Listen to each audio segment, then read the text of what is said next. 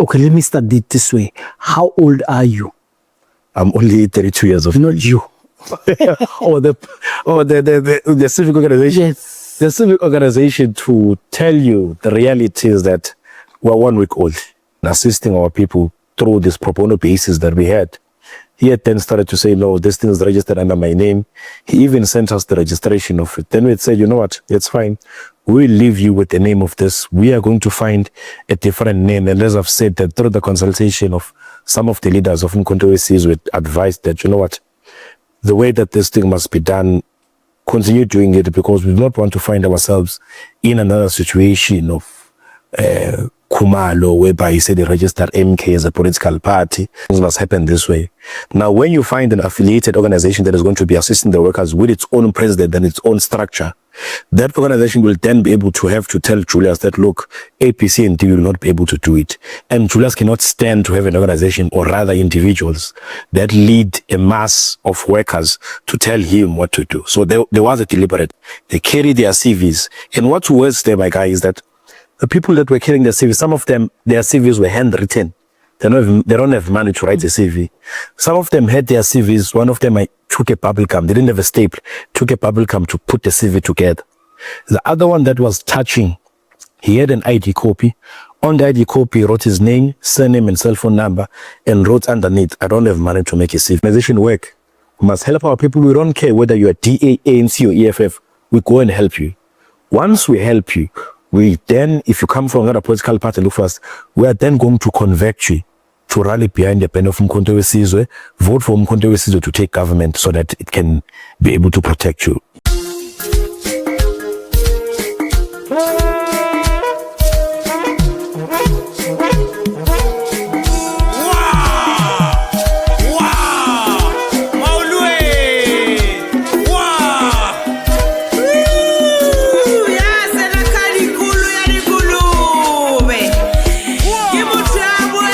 Mashiane Politically Incorrect. We are in the studio with Mtho from this organization that is new. But he will tell us why he's here and why, when I say it's new, he seemed to think because they've got a credential that will not make them new. He will explain to us what this organization is about, because I've got questions. Into why are they doing it, because other people have done it. Let's start here. First and first, Mtho, please introduce yourself, name, surname, where you from, and tell us your politics. Thank you very much. My name is Mtho Sishinga. I reside in the province of KZN under the region of eThekwini. I'm a member of Mtho Wesizwe political party and also the national spokesperson of an organization called Mtho Wesizwe Labour and Civic Organisation. Okay. Mtho Wesizwe Labour and Civic Organisation. Yes. What happened to the Labour desk? Okay, well, originally we were called Mtho Wesizwe Labour Desk, and the basic things that we're doing, we were assisting workers of South Africa to be able to fight for their rights in their workplaces. So if anyone has a problem in relation to being not treated correctly at their workplace, they used to give us a phone call. We'll then go to the workplace and try and resolve that matter. But because of how complex the issues that we have in South Africa, we had then decided that we should not only look at the basic issues of people just not being fairly treated at their workplaces, because before they become workers, they become members of society. We then extended our scope to look at directly the issue of unemployment in South Africa. And that is why we had ended up calling ourselves Mtho Wesizwe Labour and Civic Organisation. And also, just to add on that, on why we had changed our name, we were using that name, but an individual that was existing within the party had said that they've registered that name of Mtho Wesizwe Labour Desk, therefore it has got its own copyright and it does not want us to use it. Then we said, no, for the benefit of us having to continue assisting our people, let us change the name, register it properly through the consultation with the leadership of Mtho Wesizwe, and then we become Mtho Wesizwe Labour and Civic Organisation, looking at matters of labor-related issues and also matters that affect society, irrespective of whether we are a worker or not a worker. Okay, so in other words, and just to read between the lines, you are saying that organization that was called a desk Yes. within MK, Yes. led by Uzondo. Is it the one that we're talking about? Yes. Okay. No, so just basically to give you maybe just a brief history, Mkhonto weSizwe Labour Desk, there were two comrades that were leading us, which is Umlungisi Nkinga Zondi and also Ubaba Bishop Ngobo. I call him Ubaba because he's an elderly. Even though he fights with us from time to time, we do not push for a fight, especially with old people. We just do things our own way. That is going to make sure that the image of old people is not being affected in that manner. So basically what happened, Yena Ubaba Bishop Ngobo had then decided to register Umkhonto weSizwe Labour Desk as a civic organization registered under his name and also with his other family members that are there as a registered organization. We had then decided that we are no more going to be working with him on the basis that, on the principle, we had agreed that we are not going to assist the workers of South Africa through them having to pay money. Because we understand very clearly that if a person has been dismissed at work, you find that some people have been dismissed for 4 months, 6 months. So if you go and represent or help that particular individual, you cannot expect them to pay you any money. You must assist them on a free basis. Then it happened that this individual had then started to ask for people to pay money in order for them to receive this type of assistance. Then that's where we had said, you know what, we think that we must distance ourselves from him as an individual. And then we do the work that we have agreed on principle that people are not going to pay. We continue doing it, but using this very same name called Umkhonto weSizwe Labour Desk. So when you saw that we kept on advancing and assisting our people through this pro bono basis that we had, he had then started to say, no, this thing is registered under my name. He even sent us the registration of it. Then we said, you know what, it's fine. We will leave you with the name of this. We are going to find a different name. And as I've said, that through the consultation of some of the leaders of Umkhonto weSizwe advised that, you know what, the way that this thing must be done, continue doing it, because we do not want to find ourselves in another situation of Khumalo, whereby you say they registered MK as a political party and all of those things. Let us just continue with the work that we are doing, and also with an extension of our scope. We will then call ourselves Umkhonto weSizwe Labour and Civic Organisation. Okay, no, it makes sense. I want to continue clarifying. The reason I do that is, I've made a podcast that talks about just how many people have enjoyed the success of Comrade Jacob Zuma. Yes. Where he is, floods and floods of people follow him, and people would obviously enjoy the masses that he garners. We have MK professionals. Yes. They are called Vusisizwe. Yes. They are a registered entity as well. Are you working in collaboration with them? We are working in collaboration with Umkhonto weSizwe as a political party that has got different detachments under it, which is your Umkhonto weSizwe Youth League, your Umkhonto weSizwe Women's League, the student movement that is under it, the MK Teens, the entire detachment that is under Umkhonto weSizwe, which is the main political party. And then you'll find that there's an organization called the New South African Communist Party, which is an alliance of what you call of Umkhonto weSizwe, the political party. There is also another civic organization called the PCC, which is also an alliance of Umkhonto weSizwe, the political party. We are also taking that step of becoming an independent organization that is going to be creating an alliance with Umkhonto weSizwe, the political party. So everyone that enjoys the relationship that they have with Umkhonto weSizwe, the political party, those are all the people that were happy to work with, and some of them we have been in contact with them. So the professional that you're talking about, we have not had an opportunity of having engagement with them. But if they are working under Umkhonto weSizwe and part of Umkhonto weSizwe, those are people that we are going to be gladly working with them. In your previous engagements, yes. Okay, let me start it this way. How old are you? I'm only 32 years of age. Not you.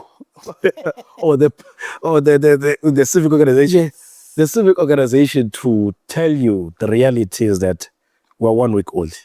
You are 1 week old. The civic organization is 1 week. And you landed with a big stone. Yes, absolutely, because we have been working the ground for a very long time, and majority of people know us as Umkhonto weSizwe Labour Desk. So through the work that we're doing under the tech Umkhonto we Sizwe Labour desk. That's how people get to know us. But in terms of this organization that we have now, it was introduced in KZN. We had called different regions of KZN, and some people lead at national level in Umkhonto we Sizwe, the political party. They were invited in that introduction ceremony, I would call it, that we had. So we are 1 week old. That was on Saturday, the past Saturday that we came from. And then just how many days after, 3-4 days after, we did something special. All right, no, that's very good. I've seen your work on the ground is very successful. The masses that you've pulled there with MK, those are big numbers. Yes, I just want to check something here.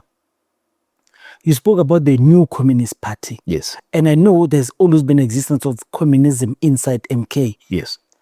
But what I understand is when the Sanku broke in half, they formed the PCC. Yes. And I would think that's where the communists will also be inside the PCC. Yes. But then they have created their own. Just how many, if you've got count, assist us, just how many of these organizations are with MK? Okay, well, I cannot be straightforward with the number of how many organizations are there with MK. And obviously for the reason such that some of them do not have a formal working relationship with MK. But then through them being as civic organizations or just being as standalone organizations, when they look at the vision of Umkhonto we Sizwe, then they believe so that they must be able to assist or vote for Umkhonto we Sizwe in order to become a political party that governs at the end of the day. But then when it comes to the new Communist Party of South Africa, they would lean much more closer to Umkhonto we Sizwe Labour and Civic Organization for the basic reasons. A communist, the work of a communist has got a much more closer relationship with the working class, which is the constituency or rather the people that we represent.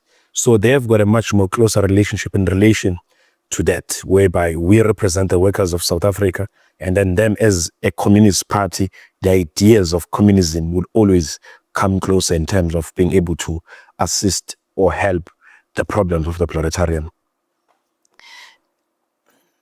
You have about a week. Yes. And already you guys are punching. And I want to say the reason you've been punching is because of the story that you told us. The organization is new, but you, the cadres who are running this, are not new to this struggle. So I just want us to do this. Please just take your audience through. You come from eThekwini, one of the biggest regions in South Africa, whether you are in the ANC, EFF or MK. Tell us your politics. What shaped your politics? How did you come here? Because you are not landing here anew. How did you start your politics? Just so people could follow. Okay, well, my politics started at a very, very young age. In high school, just towards the end of my year, was actively involved in politics at the high school level. In a sense that whatever problems that escalated or happened at the high school level, I used to attend to them as a student in high school. I remember there was an issue of racism in the school that I came from. I was part of the people who mobilized and organized for a protest right inside the school. We stopped the functionalities of a lot of things inside the school. I went into an Indian original school. So when racism existed, we used to stand up to all of those things and fight against them. If I can tell you, when I was in matric, the last day I went to school was in somewhere at the end of March, just after the first term when I was in matric. The reason for it is because every time when wrong things happened at school, I used to influence fellow learners who would rather protest or will do something about it. So on those bases, the department, that side where I come from, I went to a school called Roseville Secondary that sat down with the school principal and other stakeholders and said, you know what, it looks like we will need to relieve you from schools, but because you're in matric, the only time you'll come to school is when you're writing a test or when there's an assignment. You'll pick up the assignment from us, do the assignment and send it back to school. If there's a speech, we'll tell you which day you do your speech. If your speech is 10 minutes, come for 10 minutes and go home. Then I've agreed to it. So I was studying at home. when sort of those assessments happen, then I'll go and engage to them. I had a friend of mine that we were both doing that, and both of us were removed from school because of that political life. Was it a private or public school? It was a public school in India. That is illegal. It is illegal, but then at that time, we had understood the law, but not to that maximum level. And also coming from a home who was raised by a granny, would not have that much information. And in fact, to tell you, she even didn't understand herself. But my second term, I came second in class in June, even though I was not in school the whole time, even though I was only submitting what I was submitting. The friend of mine that I'm speaking about was number 1 in class, I was number 2 in class. Very good. The same thing in September with the trial exams. But when the results came out, I can't even remember how many points, but my points were very high. The university entry, I received 2 distinctions. I was also able to get a bachelor degrees pass. That's brilliant. But nevertheless, to continue with that, then I went to university. When I went to university, it was the time when Fees Must Fall was starting. So during the time of Fees Must Fall, I was a member of the Economic Freedom Fighters. There's a political party. We're fighting on the ground, the Fees Must Fall. Then at that time, because we wanted to shape the Fees Must Fall to a particular direction, we were not so much wearing our political regalia, but we were just active students. So we had fought that fight of Fees Must Fall. Fees Must Fall time and the generation of Fees Must Fall, a lot of them, we've worked together, and I traveled almost all universities here in South Africa, having to fight for this free education. 2016, it became even much more bigger at West. In KZN, I used to organize most of the comrades and most of the activists and universities around there, and that's how my politics were. Moved as a member of the EFF, 2016 local government elections, assisting that and that organization. I led in UNISA. I was the chairperson of the EFF student movement at that particular time, but now it has changed. I moved in the ranks. I led at ward level, the ward that I come from, which was Ward 98, under the EFF. And that's how things were. Then when Mtho got introduced, we left the EFF. And the EFF at that time when I left, we were leading what you call Economic Freedom Fighters Labour Desk. So there was EFF Labour Desk at that time. We were leading it in the KZN province, but I was part of the region.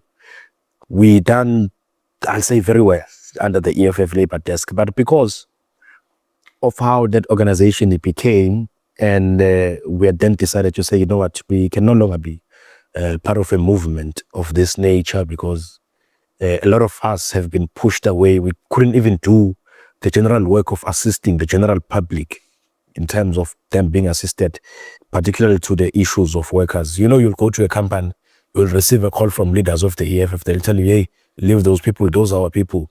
And then you leave. Maybe after 2 weeks, you go to another company, you receive a call again. Then you could see that, you know what I want to do, or the assistance that I want to give to my people, I can no longer be able to do it under this banner, because there's this thing where every time you go and try and assist people, you can't.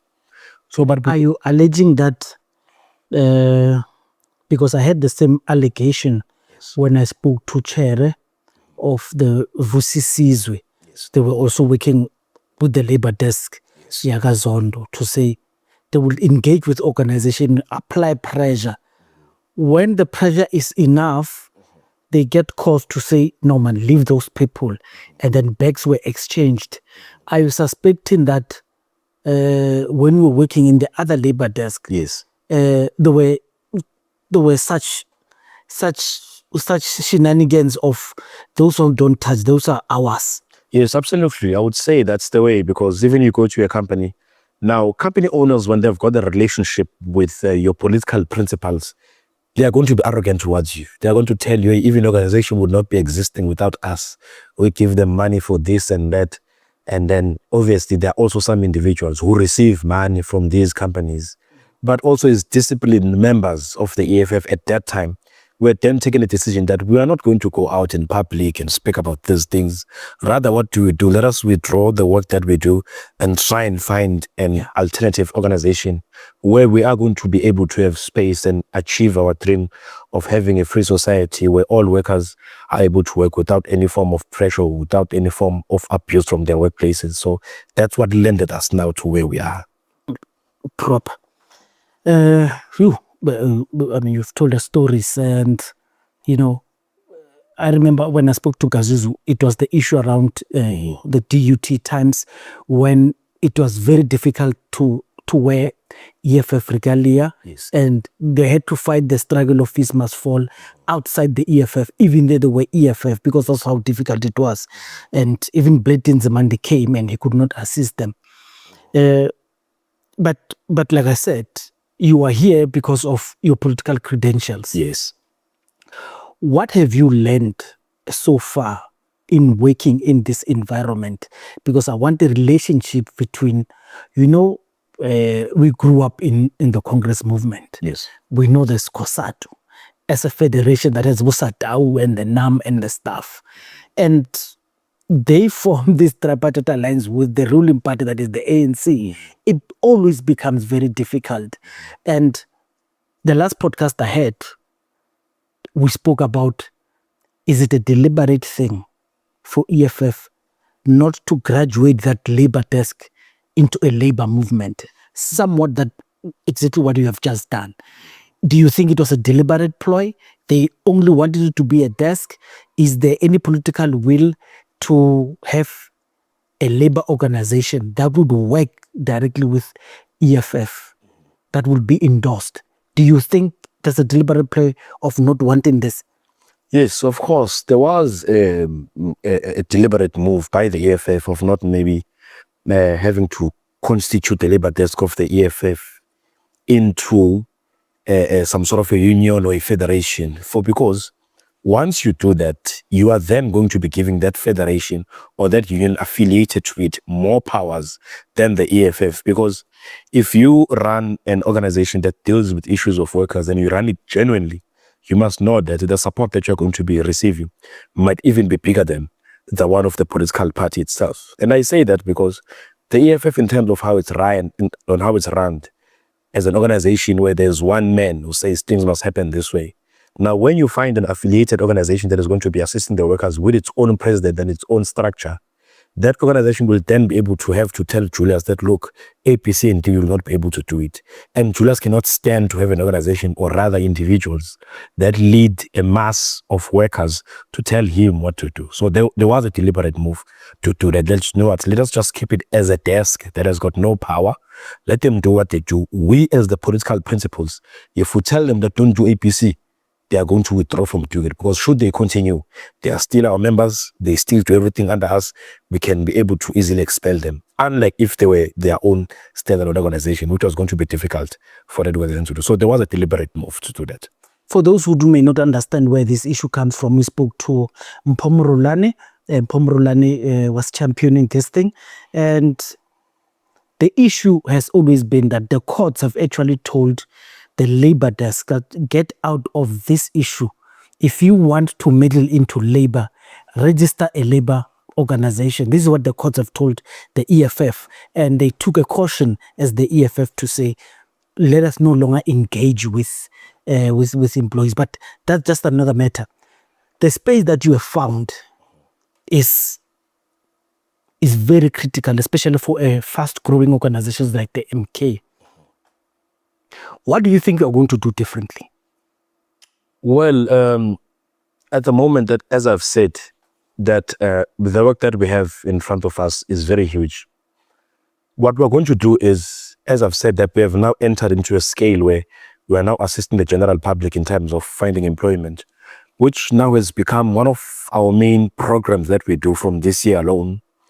Because what we have realized is that with the highest number of unemployment that we have in South Africa, 8 million plus people are unemployed, and then a lot of youth, close to more than 70% of them are unemployed, or people are languishing in poverty. They do not have anything. So what we are doing differently is to look directly into the issues of bread and butter of our people, that we must find them employment. Where, if I can tell you now, there's no organization that fights for people who are unemployed to be employed. Now, the strategy that we use is a different strategy that we couldn't use in our former organization because of the stand that they have in certain things. But where we are now, that is our principled, direct strategy that we have to say that people of South Africa must be employed. So that is how it's going to be different. Where we were before, we were not doing it, but now we've looked and said that the most urgent issue that no one is speaking about, that no one is addressing, no one is attending to, is the issue of unemployment. And then that issue of unemployment, majority of people are suffering from it is the youth. So that is directly what we're looking at the moment, which is something that is different from anyone else, or rather, it's different from what we were doing before, where that will come from. I want you to tell us about the in Joburg, is it Freedom Park? Freedom Park, yes. Yes. What was happening? What were you answering to? Because you heeded the call and you marshaled all your cadres and it was a big event. Just tell the people what was happening there. What interventions were you pushing? Okay, what's happening in that place of Devland, there are a lot of unemployed people in that area. There's squatter camps that exist there. And what we've seen is that the factories or the companies that exist in Freedom Park, majority of them have hired a lot of illegal foreigners. And we had said that it cannot be that we are always complaining in South Africa and say that there's no employment, yet there is employment, but it has been taken by people who are illegally into this country. So what then do we do? Understanding as well that they do not employ themselves. They are employed by these company owners.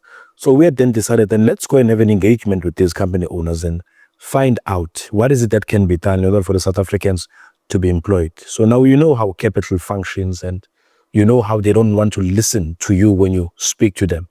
We spoke to them several times and never answered, and they said that I know what we're saying is not true. We had then decided to mobilize the community.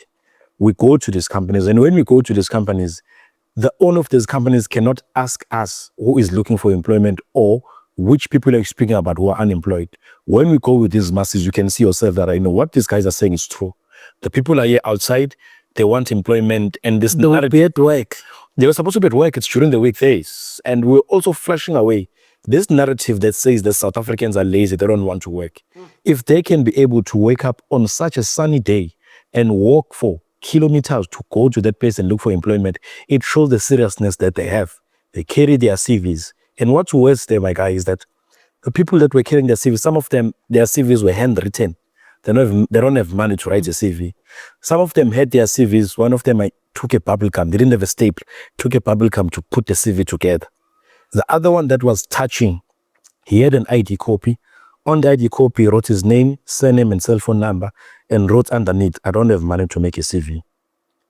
So these are the problems that we are faced with. And that is exactly what we're answering to. Go and speak to the bosses of this company and say to them that here's our people. They are poor, they don't have jobs, they want to come here and work. So that is exactly what we did. It breaks my heart that someone had to write on an ID, and you come think of it when I'm told that person is still more qualified than an illegal, undocumented foreigner who comes to the country. At least the employer can track and trace this individual because they can have his fingers, they can have his proof of identity. This person is still more qualified than a foreigner who just walked and knocked at the gate. But South African employers would still trust, Gaten McKenzie told them, by the way, yes, they could still trust someone who's not documented, who that they don't know, into their company. And when these people steal, they say crime in South Africa is bad. So I want to do this and assist me with this. I sent you a letter. I just want to read it, and then you will tell me if the letter is valid or what. Yes. To whom it may concern. And it has no company logo. We hereby state that our company, Sasol Viking and Steers Viking, agreed to terminate all 6 legal foreign employees in accordance with prescribed legal procedures with immediate effect. Signed on this day, 18 November 2025, at Armadale. Yes. The site manager was Grant Balkistan, and it's got a stamp of the organization. How true is this? No, it is correct. This is a garage. Next to it, there's Steers, there's Debonair's, and there's other restaurants as well. So what happened is that they've got a lot of illegal foreigners there. And we went there, we spoke to the owners, became arrogant, we shut down the garage. Police came, JMPD came. We explained to them exactly what is happening here. In fact, some of the police were calling us aside and say, you know what you're not doing is 100% correct. Because this thing here of always having illegal foreigners taking jobs from South Africans. Job that can be done by South Africans is wrong. So they did give us this letter, and we have sent a delegation to submit CVs into that company. They've sent this, I think it was on Tuesday, Wednesday. That is when they sent it to us. So we are still in the process of doing our full follow-up whether they were able to employ these South Africans that we have sent to them. This what you have done is a big thing. You know, I'm a patriotic South African myself, and every time someone says South Africans are lazy, it breaks my heart. And for you guys to go there to say, test us, how lazy are we?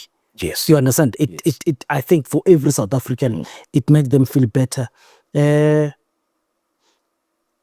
you know in Phala, there were foreigners who were working there, documented or undocumented, and they ended up stealing the money of the president? Yes, the story had came up about the issue of Phala, and then the suspects were also given that who were the suspect that stole. It was shocking to find that it was a foreigner working in the house of the president. The president was supposed to be the first citizen of the country, was supposed to protect the borders of the country, who has got the responsibility of making sure that he leads by example. But it was shocking to find that it's a foreigner that was working there. Now, worst of them all is that this very same foreigner is unable to be traced properly, because I would believe that he was illegal in the country in some way or the other.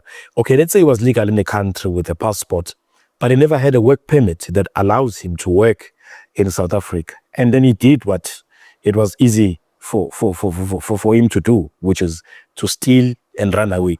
That incident of the president is just one incident. There are a lot of other incidences that some of them are reported to police and some of them are not even reported, where I think I saw maybe a year ago as well, a lady posted on her Twitter a video of a Malawian domestic worker leaving home with suitcases. In those suitcases, he states that it was this South African lady's belongings that were in there. So these things are happening everywhere. In fact, by the way, speaking about that issue of a domestic worker who stood at the president of the house, there are also a lot of ministers and members of parliament that we have been told that their domestic workers are people from outside of South Africa. We are doing a very close investigation about that, and we're going to be exposing them as well. The reason I wanted to state the president's thing is so people could know that these political leaders, they know your plight. They know what you are about. Yes. But do you not think politicians are hamstrung into clearly communicating these issues? I'm talking about a case in point. MK members have for the longest of time pushed, especially Amakumel. Yes. They would push against illegal foreigners. Yes. But the organization itself would find it very difficult. A case in point was when Kanyile was asked in a match what their stance about illegal foreigners, legal or other foreigners getting, and he said no comment. Yes. And comrades on the ground by MK, they say they felt disappointed because the members have always said, gave their own perspective, but it looks like the leaders don't have a mandate to speak in the same voice as them. What's your response to that? No, at that time, Ggcobo Kanyile was not leading the MK. He was not appointed to the position that he has now as the National Mobilized. Yes. So, and they was not speaking also on behalf of MK. Yes. He was just speaking as an individual. Yes, he is a member of the MK because you cannot divorce him from the MK. He did give in and say there's no comment. But what I know, him as an individual, Ggcobo Kanyile is a former member of the PA. And we know the stance of the PA when it comes to illegal foreigners, and was a member of that party. So that would tell you obviously what is his stance when it comes to illegal foreigners. But luckily he did come, and with Comrade Zondi, they had some short interview that they had where Ggcobo Kanyile clearly defined it. Now at that time when he defined that, he was now a leader. He was now a leader of Mtho as the national mobilizer who sits in the National High Command. He did give it very clear explanation where he did explain that no, Mtho disagrees with anyone who is an illegal foreigner, anyone who's in South Africa undocumented. So people might have taken that harshly of how he responded to it. But the good thing is that there is no comment, which is not of a bigger issue. But Those of us who know Mtho see his politics and where he comes from, the virtue of him being a former Patriotic Alliance males, we know his stance when it comes to legal foreigners. No, thank you very much. What are the next few campaigns you guys will be heading? You'll be, you'll be spearheading in the next few months. Are you working on certain projects? Because, I know you're going to grow. Yes. You're definitely going to grow. And also answer, what are you going to do with other regions? Are you going to deploy people there? Are you going to traverse the country in making sure that you have offices? Yes. What is the capacity? And so far, who funds you? Okay, well, when it comes to our plan, what currently we have done, as I've said, that is just 1 week old. We want to establish in all provinces. All 9 provinces must have leaders of Mtho or Labour Civic Organizations. We want to have offices in all 9 provinces. The provinces will then be able to establish regions and look properly into these issues that we're speaking about. We've got a lot of plans coming up. People see us going to factories and then they say, these are small things. What we're going to be doing next year is going to be much more bigger. We will go directly to the captains of the industry. The biggest, chamber of commerces that we have in South Africa. One is found in Sandton, the other one is found in Cape Town, the other one is in Durban. We are going to announce a date. We are going to be going directly to those chamber of commerces. You know, when it comes to mobilization, no one can even come close to us. We're going to be bringing thousands and thousands of people. Those chamber of commerces, the people who are members of those chamber of commerces must be able to make a commitment that they are going to be hiring South Africans.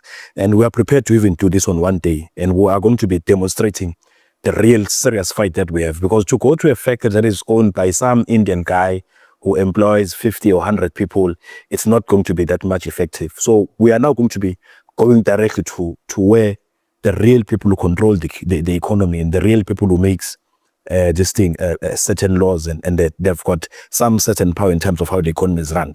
So we are going to be going directly to them. As I've said, the establishment was still in the process. Even in the provinces where Mtho is not so much strong, we are going to be going to those provinces and regions. Northern Cape, we are going there. Free State, Western Cape, particularly the Cape Town and Mtho, we are going to be going there. In terms of funding, we don't have funding. We don't have funding at all. What we do everything from our pocket, from the little monies that we have. And to say, even in the Mtho where there's no one who maybe funds us and say, here's this. Now, this is why when we say we're not funded, people think that, I know these ones are lying. When we have a march, we don't provide a transport for anyone. In our march, you don't see us distributing T-shirts to anyone. We don't even give water to anyone because we can't afford all of those things. We don't have offices, by the way. The office that we use at the moment is an office owned by an Advocate Mtho in Durban. He has got a big office, so within this office has got a small space. That's where we sit. But we don't need an office because the work that we do is on the ground. Our offices are our cell phones. If a person has got a problem, we listen to them in a cell phone, they give us all information, we write it down, and then we attend to it in that manner. The only time that we use money is for me when I need to travel from home to wherever we have a program. That's all. There's nothing else of that nature. Very, very spirited. When are you going to start stop order processes so the company, the organization can be capacitated to run certain things? Because, when you are going to have to do disciplinary hearings and stuff, you would need to ship your best cadres to Polokwane so that you could be able to start saving. When are you going to go into that process of recognition agreements, Yes. Into organizations where you start the paperwork of becoming a fully fledged organization without being a lobby group from outside organizations? This is our problem, to tell you the truth. There are a lot of people who come forward and say they want to help us. But the problem that we have is that as an organization that fights for the rights of workers, and you find that majority of those people who come forward and want to give us assistance, they come from very big companies. And some of these companies, when we do the background check of them, there are a lot of things that are wrong there. Now, if we sit and accept them and say, no, we'll give you 2 million to do whatever that you want to do in terms of establishment, once we accept that money and a worker from that company calls us and say, come and assist me, we will then not be able to go there. even individuals who exist just in society, some of them are just normal business people. They do want to come forward, but we always listen to them, and you'd find that some of them have got their own motives. They just don't want to help, for seeing something that has got growth. And then some of them think that we want to be a political party, and that is something we highly distance ourselves from. It is something that will never happen. And especially when we see certain politicians as well who want to come and give us assistance, we also are very reluctant to say, no, if we accept this assistance, we know they're going to start and put those things into our mind and say, you know what? It looks like you're the only one who are working more than MK. And they'll put those things and say, but the people are following you. So we don't want anything of that sort. Yes. What we are doing on the principle level is we want to help workers of South Africa. Once workers are assisted with everything that they're assisted is, they must then rally behind the banner of Mtho Wesizwe, vote for Mtho Wesizwe to govern, so that they can be able to change certain laws, so that they can be able to make effective of the certain laws, such as the Basic Conditions of Employment Act. Those laws can then be able to help them at work, not to be abused the way that they're being abused. So our Labour and Civic Organisation work, we must help our people. We don't care whether you're a DA, ANC or EFF. We go and help you. Once we help you, we then, if you come from another political party, look for us, we're then going to convert you to rally behind the banner of Mtho Wesizwe, vote for Mtho Wesizwe to take government so that it can be able to protect you using the laws that are there in South Africa. Mashiane, thank you very much for coming, and good luck for your organization, and let's hope you grow. Yes. And let's hope you're not going to be tempted to meddle into the 2026 local government elections. No, it will never happen. Mashiane Politicallyincorrect, those are the cadres. Let's watch them carefully. I wanted to ask you, man. Yes. Because I didn't write it down. What happened to the MK medics? Did they go with Floyd to Maibuye? Well, I don't have full information about that, but I've been told that Maibuye has got something of that nature of medics and what. But it's not something that we really look at in terms of how he functions and how he does his own things. But I believe that the party itself, through the leadership of the party, they'll need to try and revive the thing. But if they see maybe there's got elements of certain people who are not supposed to be there, they should try and revive it in some way. Because if you take the example from Cuba, in Cuba, there is an assistance of free medical checkups in every street. They check the basic things like your high blood pressure and sugar. They do that in Cuba for free. So I believe that Umkhonto is a political party must adopt that thing, because there are a lot of diseases that we can be able to stop just by being able to know if they are things. Absolutely. Thank you very much. Mashiane Politicallyincorrect. What I think is MK is plagued with a lot of people doing almost similar things, like the MK professionals, Ggcobo organization, MK Labour Desk, the medics. Everyone wants to be seen as a leader, the PCC. And Julius Malema once said he will not allow that to happen, because if someone fails here to emerge, then they come next door with another organization. But let's just leave it to the data, Ola.